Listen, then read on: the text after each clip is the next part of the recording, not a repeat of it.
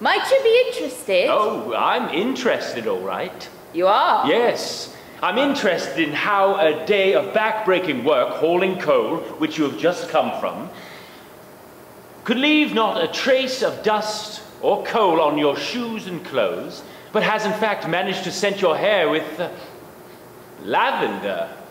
Furthermore, although you attempt to hide it, you are in possession of an iridescent complexion, and your hands would appear to have been upbraided by only the lifting of fine-bone china and perhaps the occasional petit four.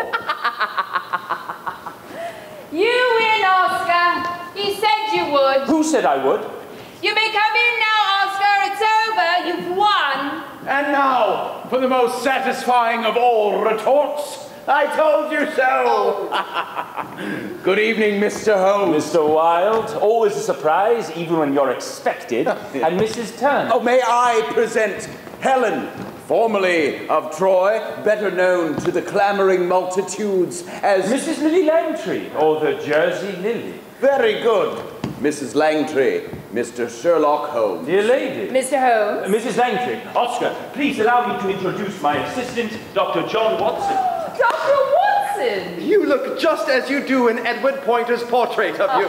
Lily has been sketched and painted so often that sometimes I fear she poses without realizing it. Oscar! It is a great, great pleasure, Mrs. Langtry. A great, great, great, great. Are you all right, Dr. Watson? Dr. Watson is no doubt lost in thoughts of his upcoming nuptials. You're getting married. How wonderful! I'm getting married?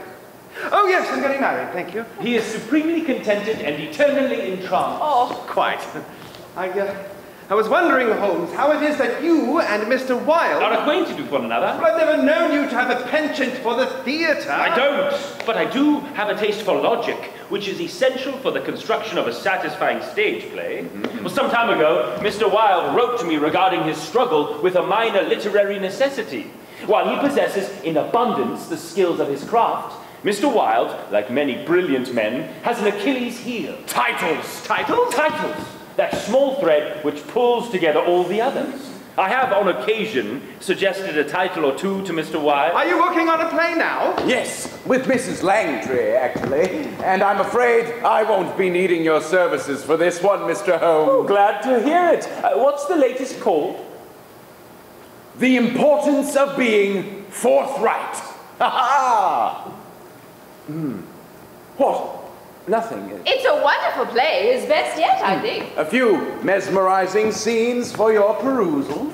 Will you be appearing in it, Mrs. Langtry? Do say you will be. Oh, please, say it is true. No. There is a perfect part for her, Gwendolen, but she insists she's too old. I am too old. Gwendolen should be in her 20s, not 40. 40 is a very attractive age. London society is full of women of the very highest birth who have, of their own free choice, remained 40 for years. Is that from the new third act? Do you like it? Very much.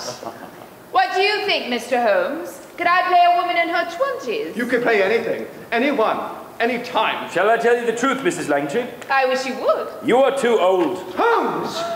I think I'm going to like you, Mr. Holmes. Didn't I hear you once had a go at Hamlet? In my school days. Could you be persuaded to return to the stage?